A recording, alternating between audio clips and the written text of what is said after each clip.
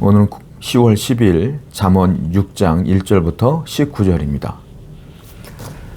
1절부터 읽어볼게요. 내 아들아, 네가 만일 이웃을 위하여 담보하며 타인을 위하여 보증하였으면 네 입의 말로 네가 얽혔으며 네 입의 말로 인하여 잡히게 되었느니라. 성경 오늘 본문은 1절과 2절에 보증 서지 말라는 말로 시작해요. 보증을 하지 말라. 그리고 보증을 섰으면 빨리 그 문제를 해결해라 라고 말하고 있어요. 그러니까 한마디로 말하면 보증은 뭡니까? 내가 저 사람보다 능력이 없음에도 불구하고 장래에는 잘 되겠지 라는 생각을 갖고 그 사람에 대한 믿음을 갖고 내가 보증을 쓰는 거잖아요. 보증이라는 것은 내 능력의 한계를 인정하지 않는 사람이 하는 거야. 저걸 내가 어떻게 써? 만약에 잘못되면 어떻게 하지? 이런 생각을 하면 쓸 수가 없죠. 그런데 자기 능력을 너무 과신해. 저 정도만 할 수 있겠지. 저 사람이 나중에 잘 되겠지. 라는 생각으로 보증을 쓴다는 거예요. 여러분, 중요한 건 성경이 왜 보증 쓰지 말라냐면 사람은 장래의 일을 알 수가 없어요. 내가 어떻게 될지, 내 동료가 어떻게 될지 그걸 어떻게 알아요? 그런데 어떻게 보증을 쓸 수 있느냐는 거예요. 보증은 미래에 대한, 장래에 대한 이야기인데, 그러니까 보증 쓰지 말라는 것이고요. 보증이라는 것은 내가 능력 가지고 있는 것보다 더 큰 것들을 쓰는 거 아닙니까? 그렇잖아요. 상대방도 돈을 빌릴 때에 내가 없으니까 보증을 서서라도 더 많은 액수를 빌리는 거 아니겠어요? 그러면 내 능력의 한계치 이상 것들을 요구하는 거란 말이에요. 사람은 자기의 능력의 한계가 있음을 알아야 돼. 만약에 그것이 잘못되어지면 큰일 나는 게, 뭐가 큰일 나느냐면 내가 보증승과 동시에 뭐가 없어지느냐? 나에게 자유가 없어져. 알겠습니까? 여러분들이 보증을 쓰는 순간 여러분에게 자유가 사라지는 거예요. 그때부터는 하루하루가 괴로워. 언제 갚을까? 언제 갚을까? 다 갚았나? 심적인 자유가 없어지는 거예요. 그리고 나중에 그 사람이 잘못되어지면 육신의 자유도 없어지는 거야. 그러니까 성경은 뭐라고 하냐? 보증 서지 말라. 보증은 장래의 일이다. 장래는 하나님의 일이지 너의 일이 아니잖아, 이 말이에요. 지혜로운 성도는 절대로 아무리 친한 사람일지라도 보증을 서서는 안 된다라는 거예요. 6절입니다. 게으른 자여, 개미에게 가서 그가 하는 것을 보고 지혜를 얻으라. 이번에는 게으른 사람에 대한 얘기를 해요. 게으른 자여, 너는 개미를 보고 지혜를 얻어라 라고 말하고 있어요. 여러분, 게으름의 반대말은 부지런함이죠. 게으른 자여, 게으르지 말라 이 말이에요. 다른 말로 말하면 하나님께서 요구하시는 건 우리에게 부지런함을 요구하시는 거예요. 개미는 하나님의 창조한 것 가운데 가장 약한 것 중에 하나죠. 그런데 개미는 자기들이 먹을 것들을 미리미리 준비합니다. 얼마나 부지런합니까? 계속 굴을 왔다 갔다 하면서 먹이를 갖다 놓고 쌓아놓지 않습니까? 이게 하나님의 창조 질서인 거야. 하나님이 만들어 놓은 모든 것들을 보십시오. 얼마나 부지런합니까? 지구는요, 매일 돌아요. 태양은요, 매일 떴다 매일 없다가 매일 떴다 매일 지는 거예요. 그렇죠? 물은 계속 흘러요. 바닷속에 있는 생물들은 계속 헤엄치고 다녀요. 하늘에 있는 새들도 자기가 먹고 살기 위해서는 부지런히 먹이를 찾아 헤매야 돼요.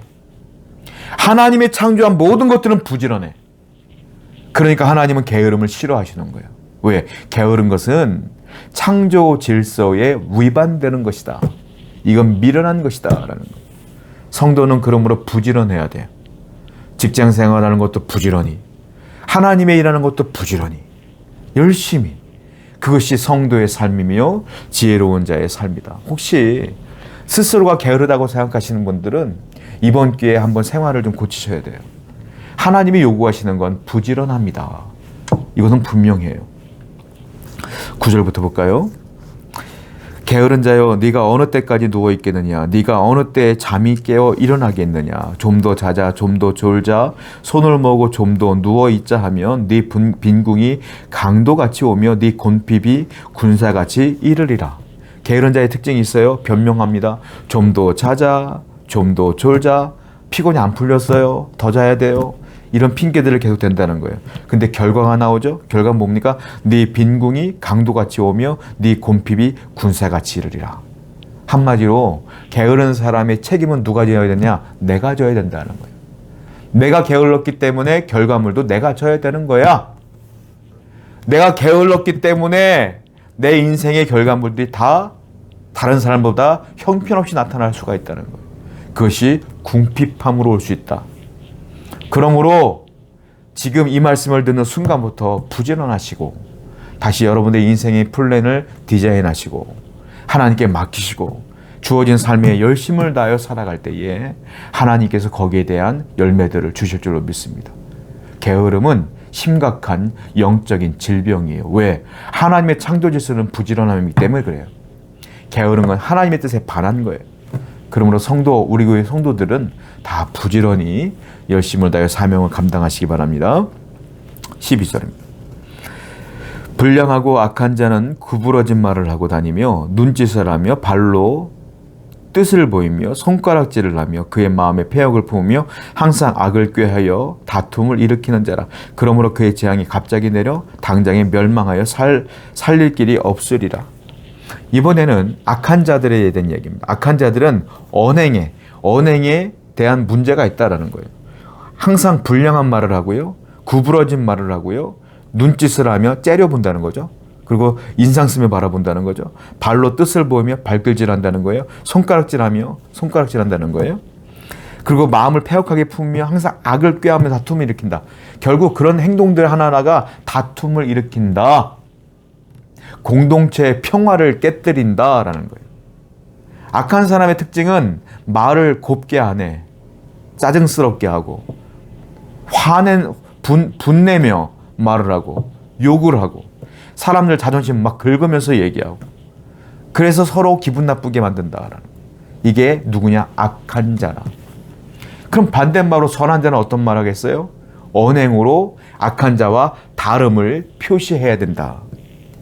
하나님의 지혜를 받고 믿음을 가진 선한 사람들은 좋은 말로 격려하고 슬퍼하는 사람들을 위로하고 말씀을 전하고 칭찬하고 감사하고 기쁨을 선포하는 그런 언행을 해야 된다는, 행동도 항상 위로자가 되는 그런 행동들을 해야 된다는 거예요. 즉 악한 자와 다름을 표시해야 된다. 뭘로? 언행으로.